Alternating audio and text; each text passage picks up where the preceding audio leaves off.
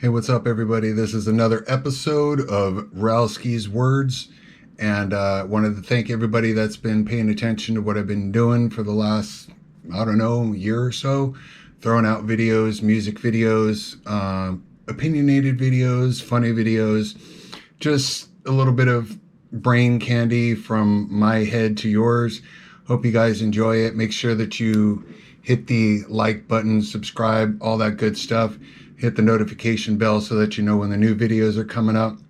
And this time I wanted to talk a little bit about this term being on the spectrum and how that may or may not apply to myself and you guys. So without further ado, let's get cracking.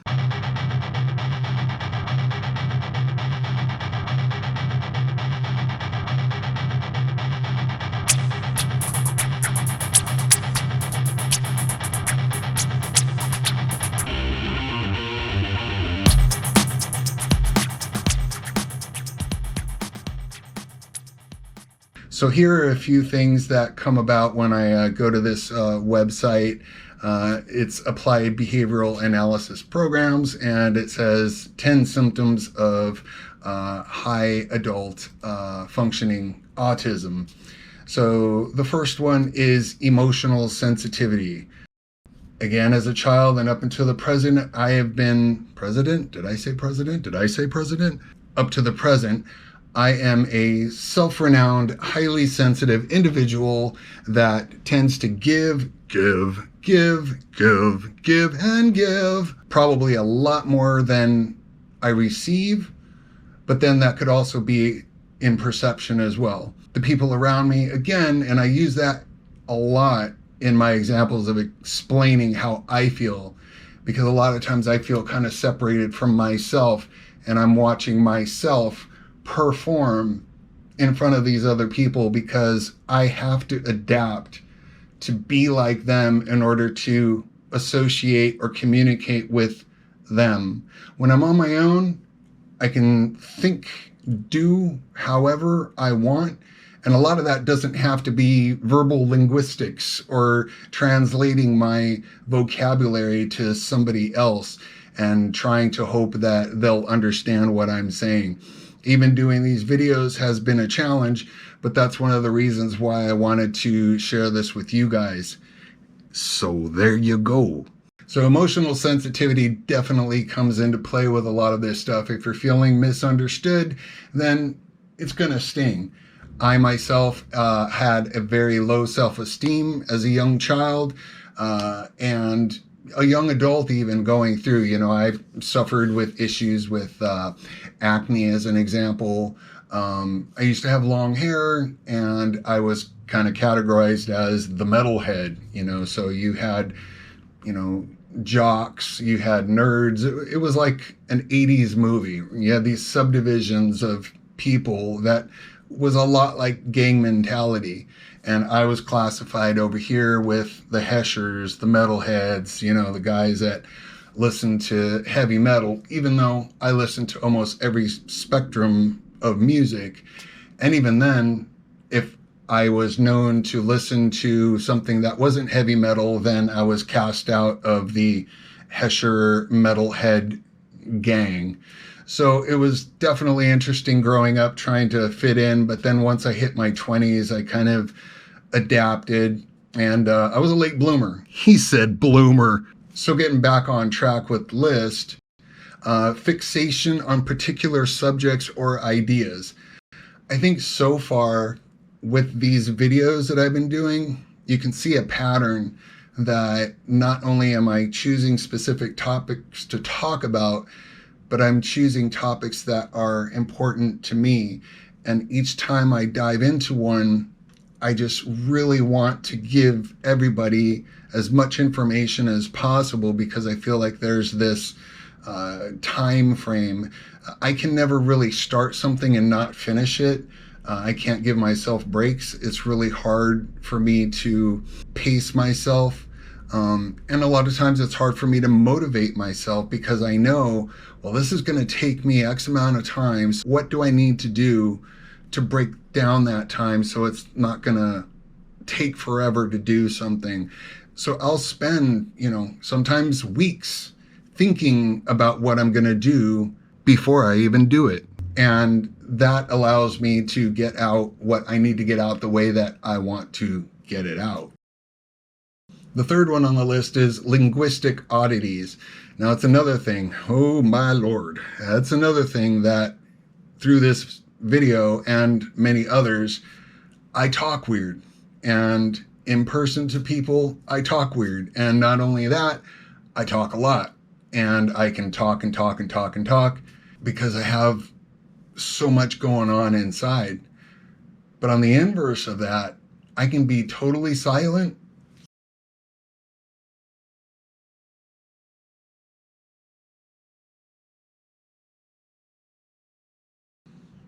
and listen to somebody talk, but I feel like it is not engaging. Like they're just looking at me and going, and I'm not really absorbing it.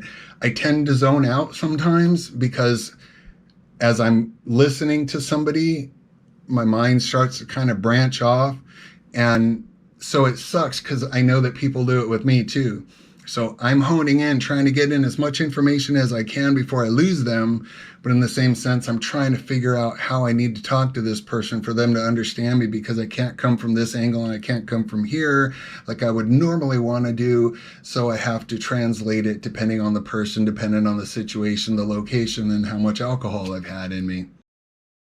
Another item on the list is social difficulties. Now, I think that comes with communication, that comes with all this other stuff that I've talked about before. But that comes into play. So talking to somebody, trying to convey your ideas or find subjects of common interest sometimes doesn't always align. For example, I myself am not into sports. So somebody that's going to talk to me about sports or what team is playing at what time or what player is playing in what color with what number and the stats of this player, of how tall they are and how old they are. And now they're a boxer and they have this many TKOs underneath how many this fights and that's just a lot of information for my already existing machine in my head to take place. It goes inside and it's like, nope. So sports, out the door. Politics, same thing. Those last couple years, I dove in, and once I was in, I was like, oh my God, what did I do? But it is what it is. Now I'm pulling that scab off, letting things heal, and that's a whole nother world that I'd rather stay out of, because I found no pleasure in it. I thought it was interesting to observe, again, watching these teams play, but I'm not really interested in this sport. So I would just as well go find something else to focus on and enjoy myself. The next one on the list is problems processing physical sensations. Now, as somebody who's tatted up and getting another sleeve on this end, but have my back done, have my chest done, have some of my legs done, a lot of people think, oh, well, you're into music, or you're into this, or you're into that. It actually started way before that, when I was a kid, because I was doing something back then which was kind of considered taboo, which now is called cutting. Yes, I was a cutter. My reasonings for it may not be like everybody else's reasonings. I think for me, it was just a matter of being in control of my own pain.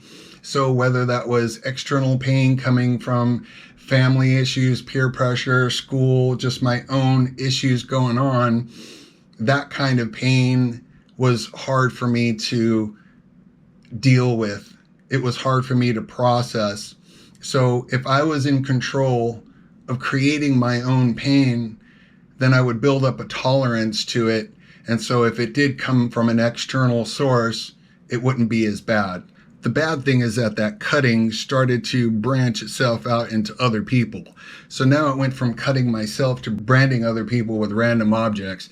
And that didn't go over so well. So had to stop doing that and find other ways to keep myself preoccupied.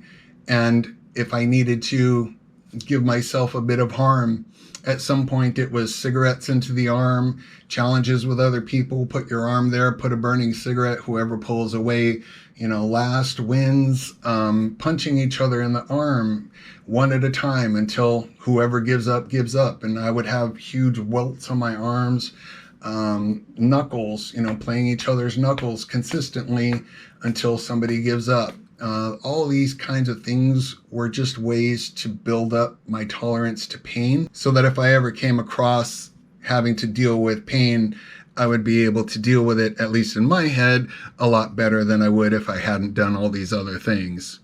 One of the other line items is devotion to routines. Now, I don't feel that I necessarily have specific routines that I do other than my normal morning, rituals to start the day because of my physical health. And I think that definitely holds a lot of my energy because I can't be pliable. I have to go by whatever my body tells me I can and can't do. So that's one thing that I don't have control of. And I guess I would consider myself a bit of a control freak when it comes to myself, my body, my mind. But in this case, that's not how my cards were dealt.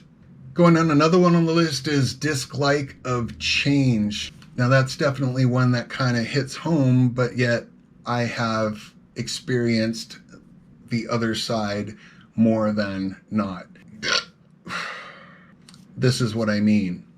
Once I commit to something, I generally like to build upon it. So it's kind of like planting a seed, watering it, giving it some room and time, enough sun, enough shade so that it will blossom. Once it blossoms, then you start, nurturing it so that it grows into whatever it is that you've planted. For me, that could be a thought, that could be an idea, that could be a painting, that could be a song.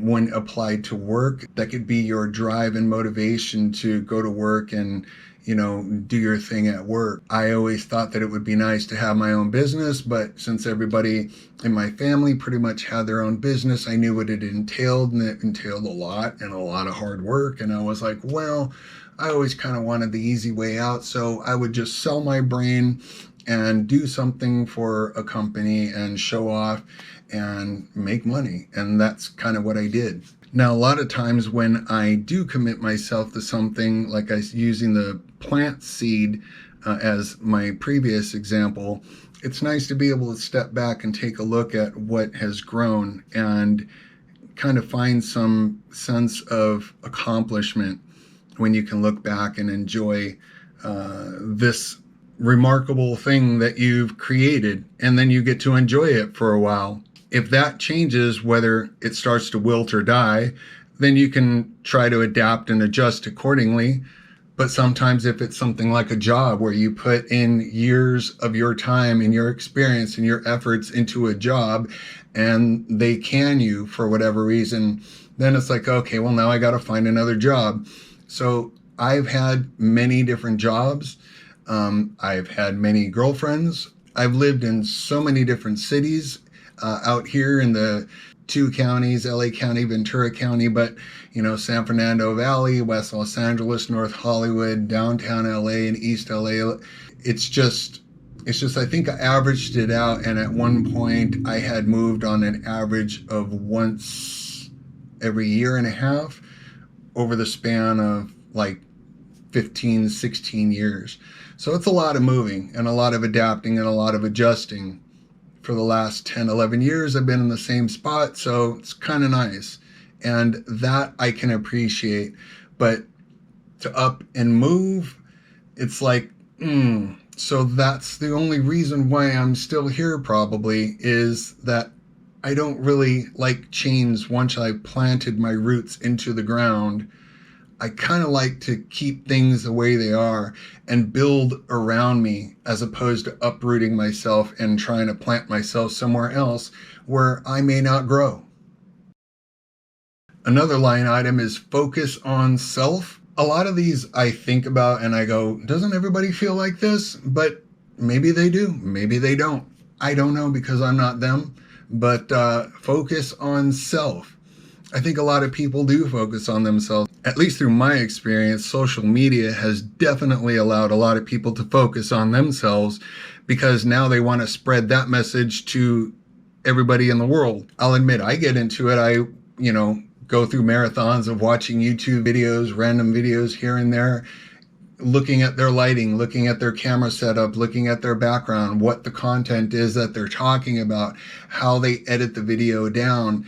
And there are so many avenues that are more appealing now to the audience, especially of the younger demographic, that older folks like myself might not find interesting. So I have to kind of keep up with the times and also still stick to my guns of how I talk and what I talk about. And the last item on the list was unusual movement patterns. Now, again, through this video, you've probably seen my hands moving like this consistently all throughout the video, and you'll probably see them doing that through future videos. I'm a drummer, so I can do two things at once while I'm still thinking about something else and talking to you about something completely else while my legs are moving at the same time. So I'm a very fidgety guy, and so you can imagine when I am on accelerants like caffeine or anything that's kind of a stimulant, I can just be a rattle box, and it would affect my nerves at sometimes because my hands would just be shaking. I'd look like a crackhead when I wasn't doing crack, but when I did, oh boy, just kidding. So that's why I kind of try to keep it mellow, and I'll have a few drinks over an evening just to kind of taper myself, especially after a gig. The adrenaline's pumping, and got to kind of tone that down and keep that balance. And so that's where I like to keep myself. But yeah, the whole movement thing, aside from my mouth, my hands are constantly moving, my legs are constantly moving. When I drive, I'm always playing to the music. I'm drumming around. My legs are bouncing up and down right now as we speak. And so, yeah, that's just a part of my nature and what comes with the territory. So after going through that list, you have to ask yourself, okay, this website is telling me that these are 10 symptoms of high functioning autism. Do you feel all of those things? Do you feel half of those things? Could you relate to anything that I was talking about? What percentage would you relate to? If you're maybe leaning closer to 80% and you can relate to a lot of these things, then this suggests that you, the viewer, have high functioning autism. Do I believe in it? Not really sure. But for somebody to classify me into something because of how I am, what I say, how I say it, what I do, how I do it, what I'm thinking, how I think it, whether I apply it, whether I don't, what I do with it, when I absorb it, when I oppress it, when I let it out. All of these things matter in trying to assess what kind of person I am. Am I an introvert? Am I an extrovert? Am I high functioning? Am I low functioning? Am I advanced? Am I hyperactive? Am I obsessive? Am I compulsive?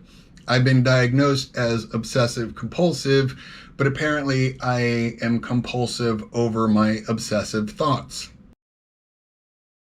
So there you have it, folks. It's just a little insight to my brain and sharing some information and trying to see where you guys align with it.